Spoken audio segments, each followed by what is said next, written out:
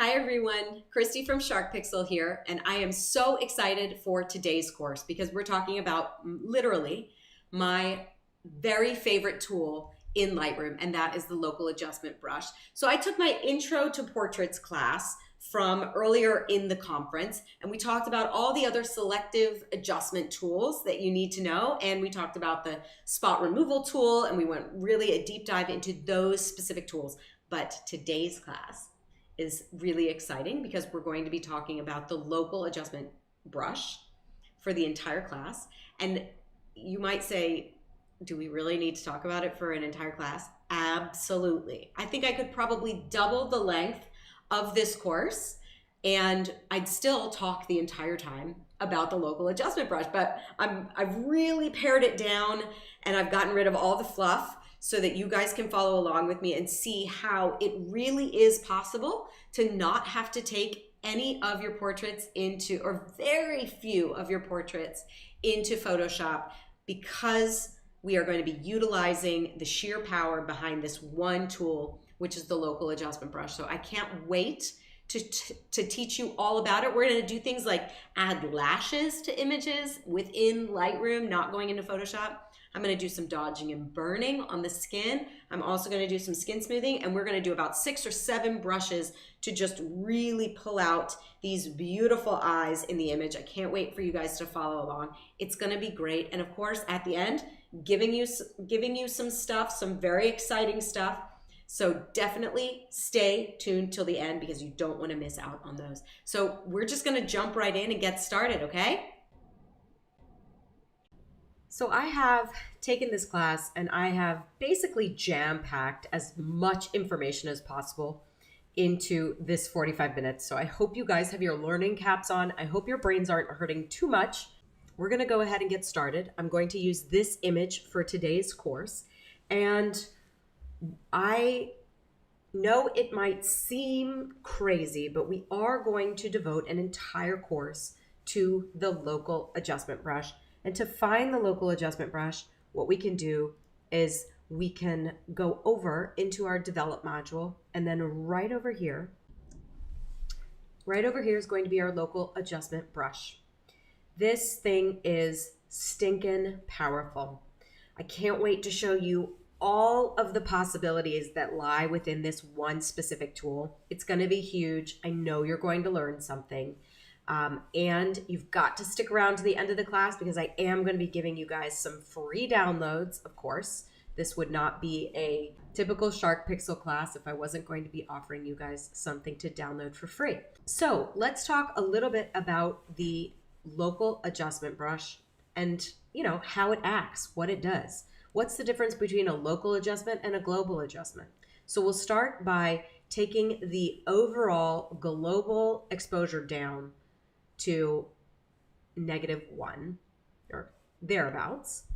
So that is going to be a global adjustment, meaning it covers the entire image. But let's go ahead and double click the exposure value. If we come into a local adjustment and we zero out our tool and we just pull the exposure down to -1, and then we go ahead and paint somewhere on our image, you can see that the adjustment that we've made is only to the area where we've painted it in, right? So that is a local adjustment. If at any point you want to easily access this tool, you can just hit the K key on your keyboard, and that's going to activate the tool right there. The last thing that I want to mention is a little bit about the different brushes that we have here. We have the capability to keep 2 brushes at our fingertips. And so usually what I do is I have 2 varying brushes. So the first one, I'll have a very large size usually, and then the feather will be all the way up. And then when I switch over to brush B, the size is usually extremely small, and the feather is, a little bit on the harder side, and the flow is all the way up. And what this allows me to do is have 2 very different reacting brushes, easily accessible, by just switching between the 2 brushes. And if at any point you're looking to remove from an area in which you drew something, like this area that we have over here, you can activate that pinpoint by clicking on it, and then hold down Option or Alt, which will activate your eraser tool over here. And it's going to allow you to erase from your local adjustment. So that's just a little bit about what the local adjustment tool does. And it does it all with no masking. It does it all with no adjustment layers. And that's why this tool is so incredible to use. If you've seen any of my courses, you know that one of my retouching mantras is 90% of retouching can be done by changing the color or the brightness darkness value of a pixel. And that's why in today's class, we're going to be talking about all the amazing ways that you can retouch faces in Lightroom without going into Photoshop. The next thing that I want to touch on before we get started is just a little bit of a crash course on pinpoints. And so if we see this little area over here, you can see that that is a little access point for our local adjustment. Because we don't have layer functionality in Lightroom, we rely on pinpoints to actually modify and change and relocate our local adjustments. So if you click and drag on it, you can see that it is movable. If you're looking to hide all of your pinpoints, because at some points in this class especially, you're going to realize that the pinpoints are so distracting that you really need to be able to visualize the image underneath, and that's only possible by hitting the H key. So by hitting the H key on the keyboard, you're going to visualize and hide those pinpoints for the specific local adjustments that we create. When a pinpoint is active, you're going to see that it has a black circle inside a white circle. And when the pinpoint is inactive, you can see that it's just gray. And then easily you just click on the actual pinpoint to activate it. And then you can hit the return key to accept the changes. There are two other things that I want to just point out to you. The first is going to be that if we zoom in here and we activate this pinpoint and then we right click or control click on it, you have the option to duplicate a local adjustment. And then you can click and drag it around. So in the effort of working smarter, not harder, later in this course, we are going to do an iris brush. Well, you can then paint in one iris and then you can just duplicate it and then click and drag over to the other iris, okay? I'm always about working smarter, not harder. The other thing we can do is we can delete a pinpoint from the flyout menu, or my favorite way of doing it is just to hit the delete key because it gives you a cute little animation of a poof, and I'll show you that in just a minute. I want to take a second and talk about the mask overlay. If you hit O on your keyboard, you're going to see that everything that's been painted in on your local adjustment turns red. And a lot of people will get confused with this and they'll say, everything that I paint is always red. Why is that? It's because your mask overlay has been activated and it's visible. So to turn it off, you just hit your O key and then your mask overlay will disappear. Now, if you're really looking to screw with somebody or it's April Fool's and you guys use the same Lightroom, you can always go through and Shift O, Shift O, Shift O, and that's going to change the color of your mask overlay. So change it to bright green, and anybody else who's going to be using your Lightroom on your computer is going to say, what the heck just happened? So I'll go ahead and delete this little active pinpoint that I have by hitting the delete key, and you can see the little animation that deletes it. And so that's a little bit about pinpoints. They're super frustrating if you don't actually take the time to learn about them, but you learn, there's a little bit of a learning curve, but you learn how to deal with them. So we'll start by creating a brush. We want to start with all of our settings at 0 over here. So the way to do that is going to be to hover over the word effect and double click that word effect, and that's going to take all of our sliders back to baseline. I'm going to go ahead and zoom in here so that we've got the eyes nice and visible. And I want to make a brush that has to do with accentuating irises. Now, one of my other retouching rules is if you do anything more than 5 times the exact same process, you need to have some way to automate the process. If you're in Photoshop, a good way to automate the process is going to be to create an action. But if you're in Lightroom, you can create a preset, or you can create a custom brush. And that's what we're going to do now. We're going to create an iris accentuating brush that's going to make a lot of changes to our iris. So the first thing that I want to do is make my brush really nice and small. And I'm just going to come in here to this iris and I'm going to paint in, oh look, I left it as green. And I'm going to paint in the iris right there. I can see that I went a little bit far right here on that corner. So I'm going to hold down Option or Alt, and I'm just going to back off and erase from the lash shadow area. Okay, so we've got our mask and it looks beautiful. I'm going to hit the O key to turn off the mask overlay, and now we can make our adjustments. Sometimes I like to make the area first and then play around with the adjustments because I can see what it's going to look like, right? So we'll start with just increasing a little bit of the exposure and maybe a little bit of the contrast. Let's increase the whites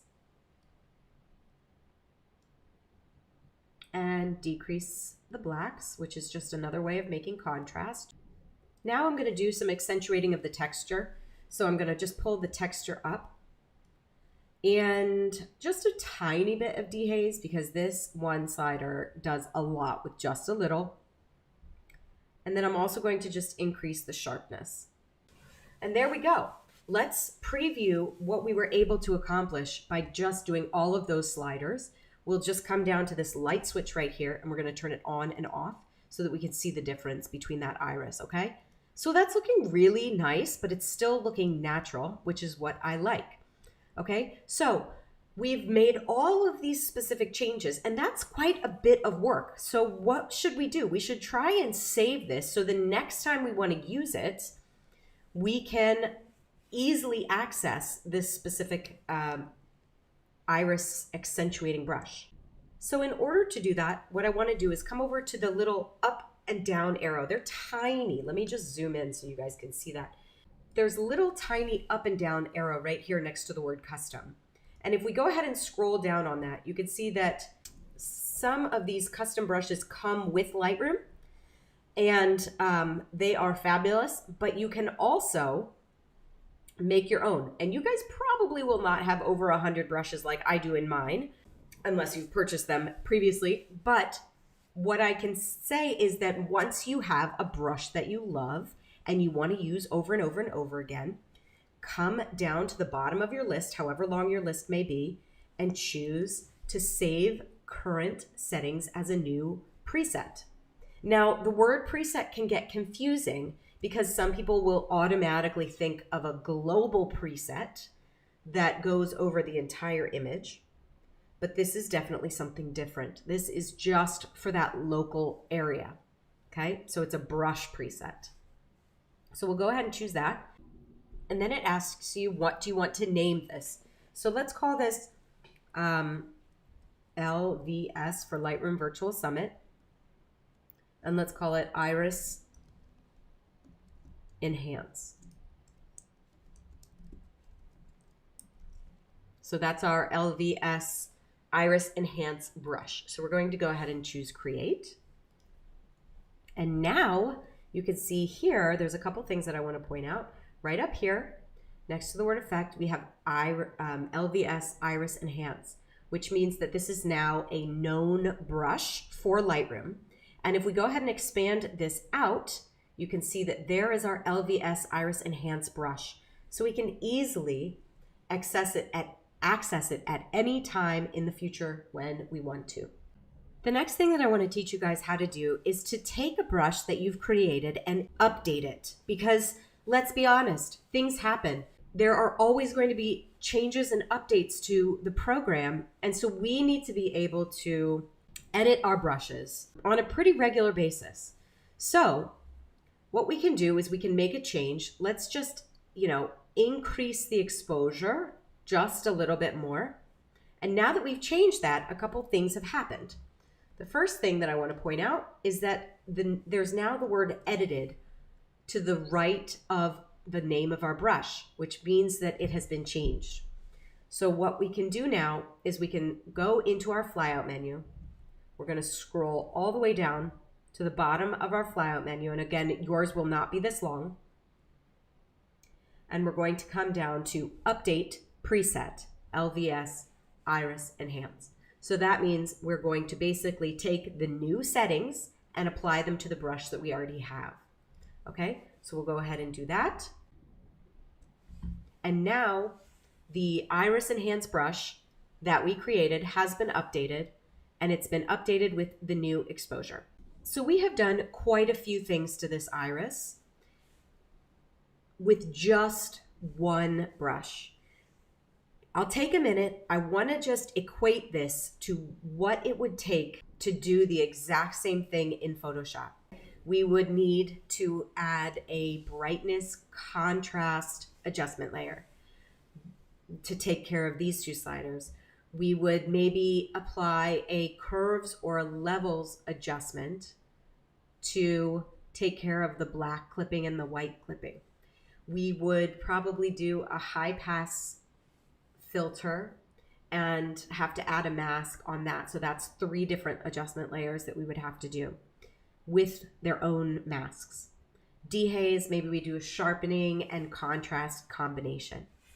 And then also sharpness down here. All of those different things take their own unique layers and adjustment layers in Photoshop to achieve. That's why I think that this tool is so integral and important for you guys to know, because you can make a plethora of different adjustments just using one brush. And if that's the thing that you take home from today's course, consider yourself a little bit smarter, because this is a thing that we all need to know how to do. So we still have this local adjustment active and we're playing around with it. So let's go ahead and increase the dehaze. Let's go a little bit crazy. Let's say we went super overboard on the adjustments in this one specific brush, okay? I'm not saying do it. I'm just giving you an example, right? Instead of coming back to each individual slider here to tone it down closer to 0, what you can do is you can take advantage of this master disclosure arrow right here, which is going to take all of the different unique sliders that you have made adjustments to, and it's going to combine them into one master slider. At this point, what you can do, and watch the iris while we do this, okay? You can pull down on that master slider and find something that looks realistic to your image. And that's going to bring all of your sliders closer to the midpoint and closer to 0. This is extremely beneficial, and it is going to save you time. And I wish I could get the hours of my life back that I took individually editing each one of these little sliders when I was creating my local adjustment brush mega preset pack. Okay, I did all of that without realizing what this stinking little tiny arrow does. All right, so don't make the same mistakes I did, okay? Use this tiny little disclosure arrow, which is gonna really save you time. So I know I've talked quite a bit about kind of the fundamentals of the local adjustment brush, how it works, how you should use it, and all of the changes that you can make. So now we're going to move on, and we're going to do my eyes reloaded section. And so I'm going to apply multiple different brushes to this, to the eyes of this image, so that we can start really making some progress here. The first thing I want to do is duplicate my Iris Enhance brush, and then I'm going to click and drag, and I'm going to relocate it to the other iris so that we have both irises taken care of. Okay, so we are good to go with that. The next thing I want to do is add a little bit of a darker rim around the irises. So to do that, I'm going to create a brush that just basically has darkened. It's just a darkening brush. It's one slider that's been adjusted.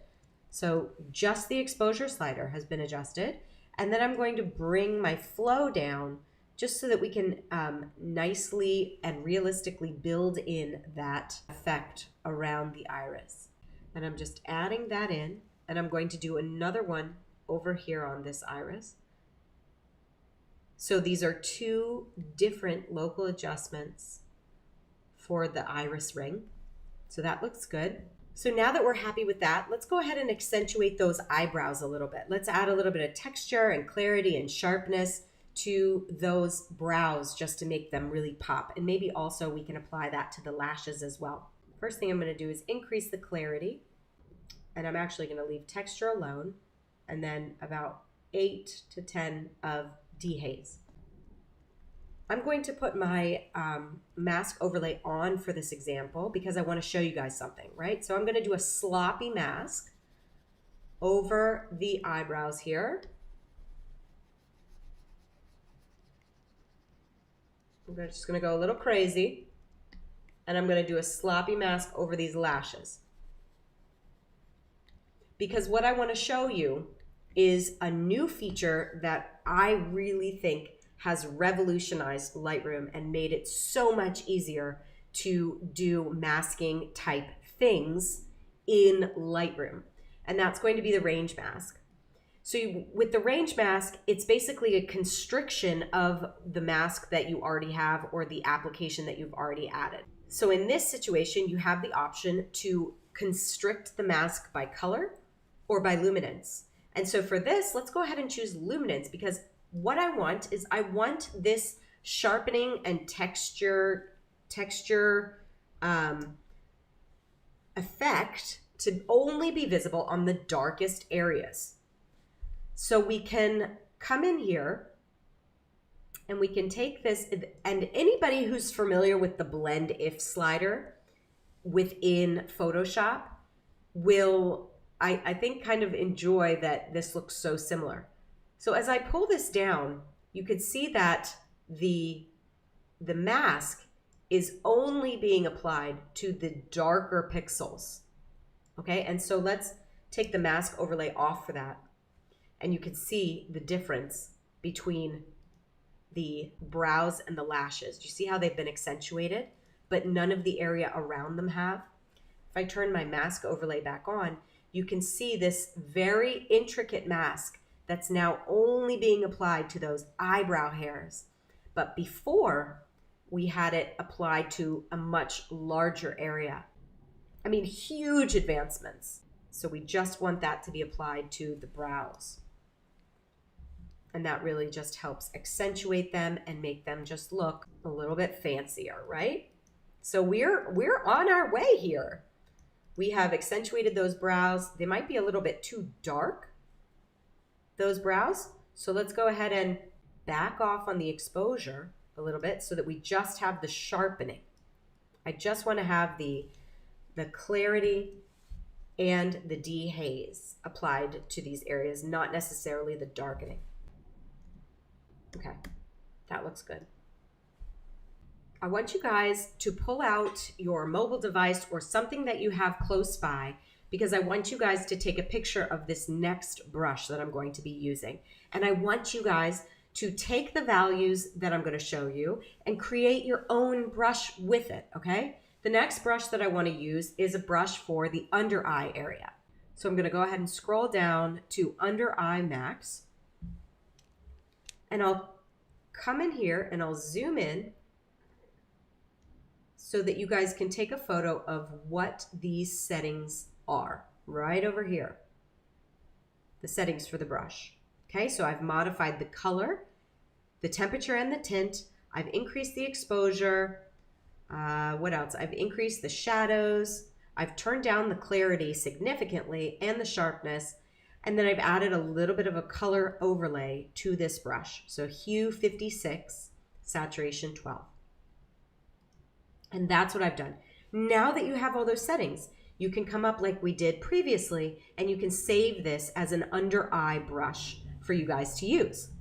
At this point, I'm going to start brushing this effect in underneath the eyes here, which is going to help get rid of any issues with under eyes or any bags of any sort.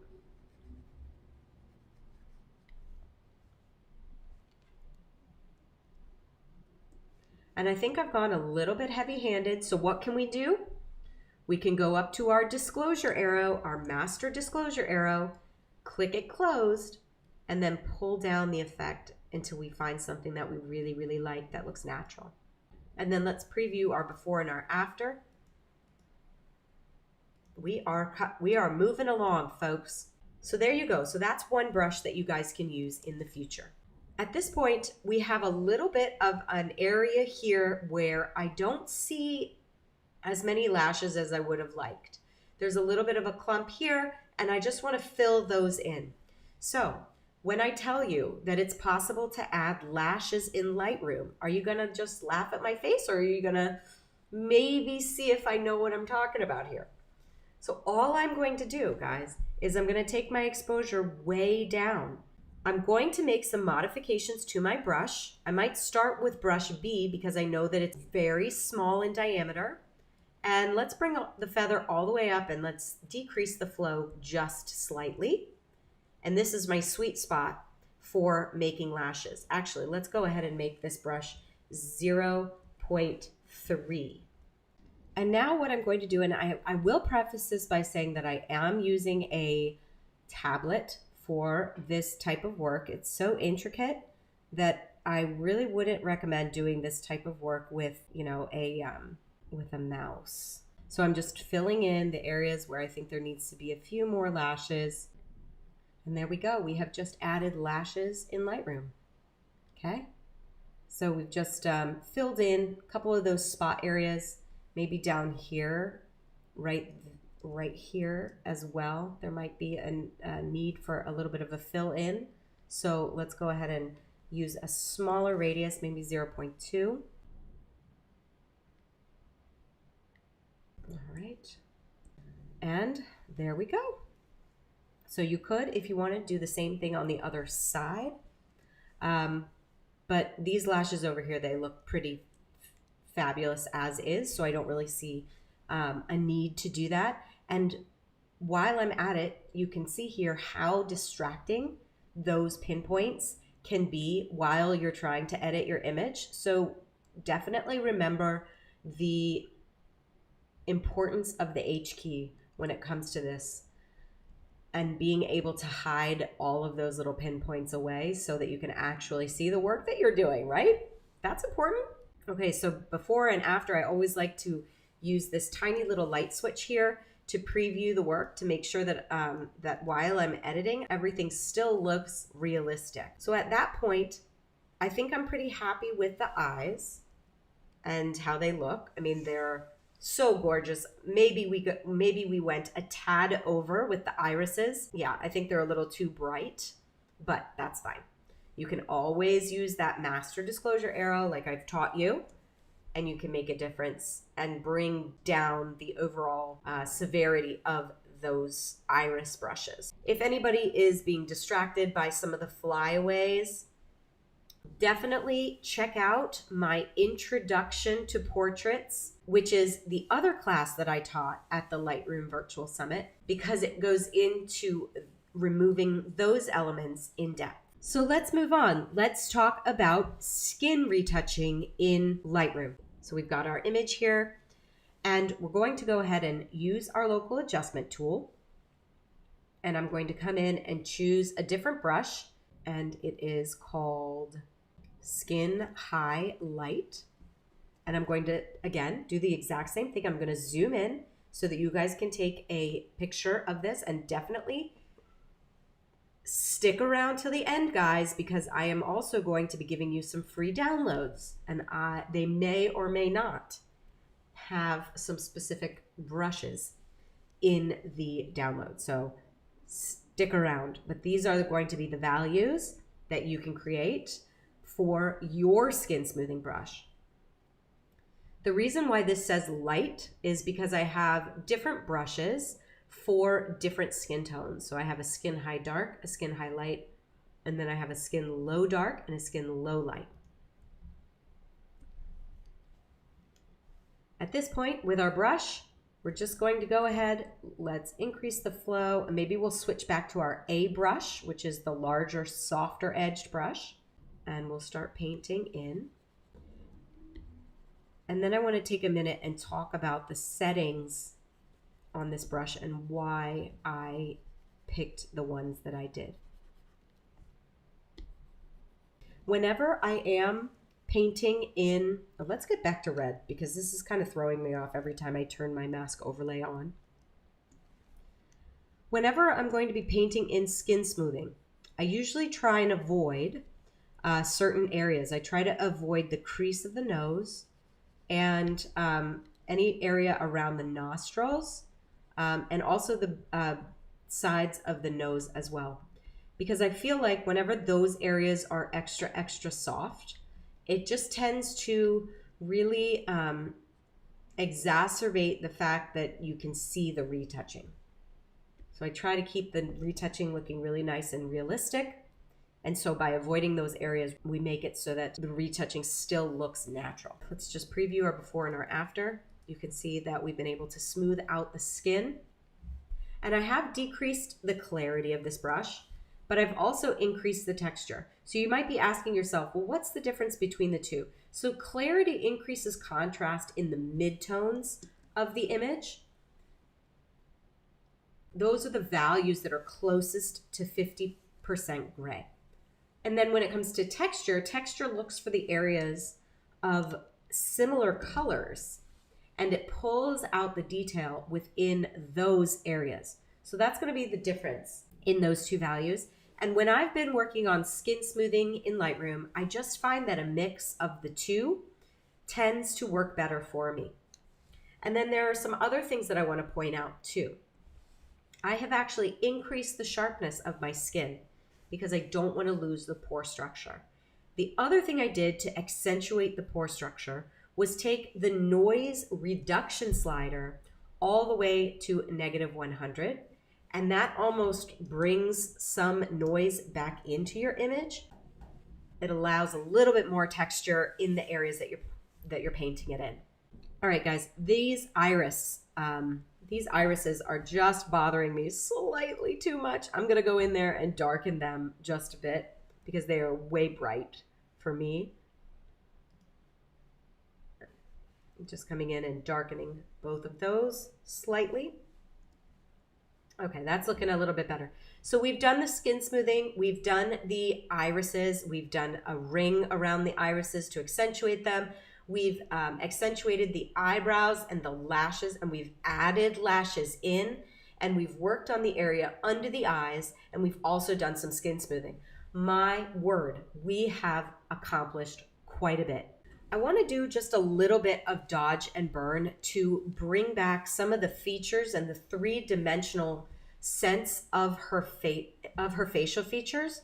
So to do that, we are going to start with a baseline brush with no adjustments. And how do we do that? Right up here, remember, we come to our effect word and double click it, which is going to even everything out. And then I just want to do a little bit of darkening. And let's add a little bit of a brown coloration to this. And the way that we add a color overlay to the brush that we're working on is to come into our color box here, click on the color box, and just choose a value. Okay, so we're just going to choose a little bit of warmth or a little bit of an orangey tone. And then let's go ahead and just press once. When it comes to doing anything like dodge and burn in Lightroom, I really like to back way off on my flow slider so that it's very minute, the differences that you get, and you're able to build in those specific effects very slightly. So I'm accentuating the bridge of the nose. I'm coming right over here on top of the lashes and just painting in a little bit of darkness and a little bit of warmth over those eyes, which is actually a complementary color to her eye color. So what it's doing is it's actually working twofold. It's darkening the area above the eyes, but then it's also actually accentuating the eye color and putting it against a contrasty color, which is going to make the eyes kind of pop out just a little bit more. I'm just creating a little bit of three-dimensional depth, maybe coming down here and darkening the décolletage a little bit. Okay. And there we go. We were able to bring back some of that depth. Her skin was beautiful and luminous and glowing, but it didn't have enough dimension for me. So I like that. I like the way this is looking a little bit more. So if we go on and off of all of the adjustments that we've been able to make during this course, we can see a massive improvement in the overall look of the image. And when I teach people in general, I tell them to work smarter, not harder.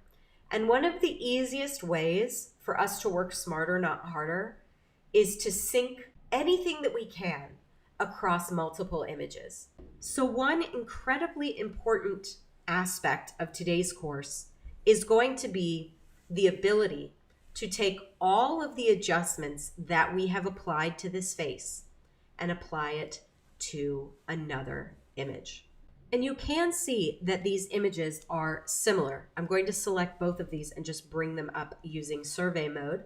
You can see that her face is in a similar position and her body as well. The farther away you get with positioning, the less this is going to work. So I just want to throw that caveat out there. But what we can do is we can come in, let's make sure we're in develop. And we're going to copy these settings that we've done. Shift, Command, or Control plus C to copy. We're going to make sure none is checked right down here at the bottom. And then we're going to choose brush, the local adjustment brush. And then we're going to copy those settings and we're going to come over to our other image, Shift, Command, or Control plus V, and that's going to paste all of the modifications that we've made into our new image. Now you can see they do not line up. So I'm going to hit my K key to activate my local adjustment brush, and then I'm going to hit H to bring up my pinpoints. And you can see how easy it's going to be to activate any of your pinpoints and then click and drag them over to the appropriate area where they should be affecting. All right, so let's click the outer ring of this eye and let's click the inner area of this eye. So we're lining everything up. We're clicking on the lashes and we're going to click and drag the lashes over and align them with the new eye. Yes, we just did that. It's huge. So we're just going to align our brow accentuation with the brows of the new image. And I do want to point something out because remember, on the last image, we applied a luminance range mask to this specific brush that's affecting our lashes and our brows. What it has actually done is it's applied a new range mask to the new image. So even when you add a mask constriction or like a parameter into your mask, it's going to look at the underlying image that you've synced it to, and it's going to make the adjustments on that image, not on the not taking any of the data from the previous image. So that's pretty stinking amazing if you ask me. So again, we're just going to be realigning our under eye adjustment. You see how well that works. And then here is our skin smoothing mask. So sometimes for something this large, it makes sense to have the mask overlay on as you're adjusting that. Okay, we got those. We got that in place. We got this in place. Oh, this is our burning, our accentuation of the there we go, of the shadows. So I just want to erase this tiny little portion right here. So I'm going to hold down Option or Alt and erase that. And maybe just Option or Alt and erase the darkening from the hair.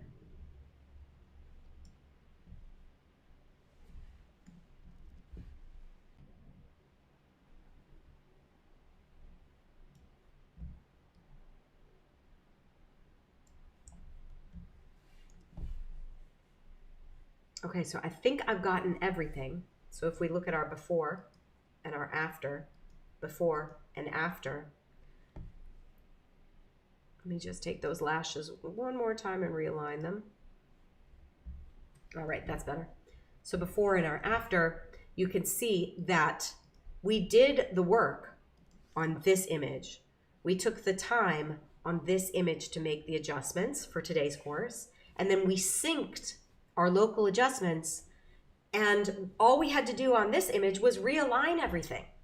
That's how powerful this tool is.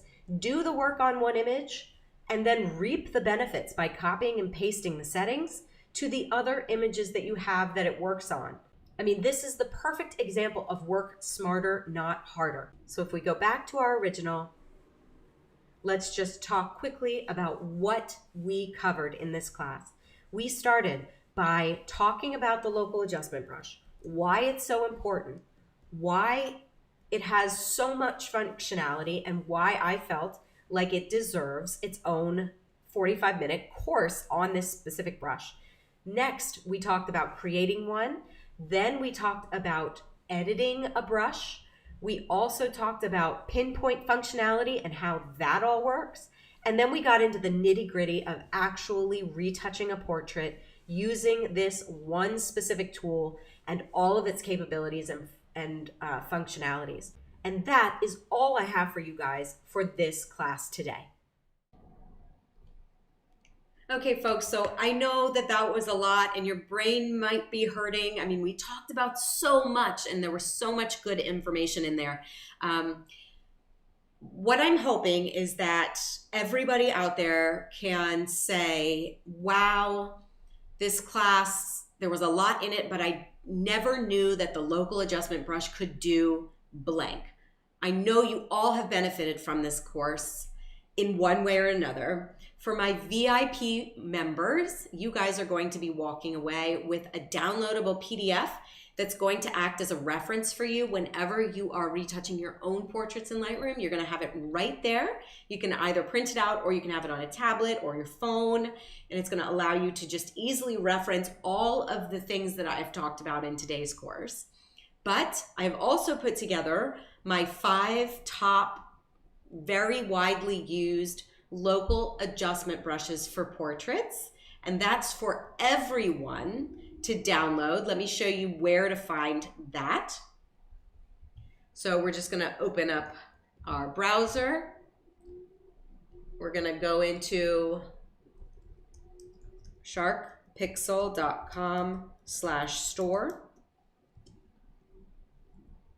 And then we're going to come on down here to the bottom and you'll see the Lightroom Virtual Summit free downloads, and that's my top 5 local adjustment brush presets. As you can see, they are free, so keep that in mind. You will have to go through the checkout process, but it's not going to charge you anything. There are quite a few free items on my store, actually over $200 worth of free things. So if you want to download those, please feel free. The other thing that I wanted to mention is that I have a discount code for you in case you want to purchase the mega pack of over 100 Lightroom adjustment brushes for beauty retouching. And that is LVS50. And what that code is going to do is it's going to take the price from $199 down to $32.50. So it's a screaming deal. If you want to use that code, you can get those brushes for, and I don't even know what discount it is, but I'm sure it's like over 80% off or something crazy like that. The last thing that I'm going to ask you to do is to enter to win everything off of my store for free. And the way you're going to do that is by following me on Instagram. And so I'll show you the account. It's Instagram/shark_pixel. And if you go ahead and follow that account, you will be entered to win over $500 worth of free items off of my store for you to download and use and make your retouching life so much easier. So If you're a VIP member, you get the PDF. Everybody needs to go to sharkpixel.com/store and download the freebies. And then if you're interested in entering to win everything off my store, follow me on Instagram. I hope you guys have enjoyed this. I hope you've learned so much about retouching your portraits in Lightroom. And I cannot wait to see you on the next class, okay? All right, see you guys soon.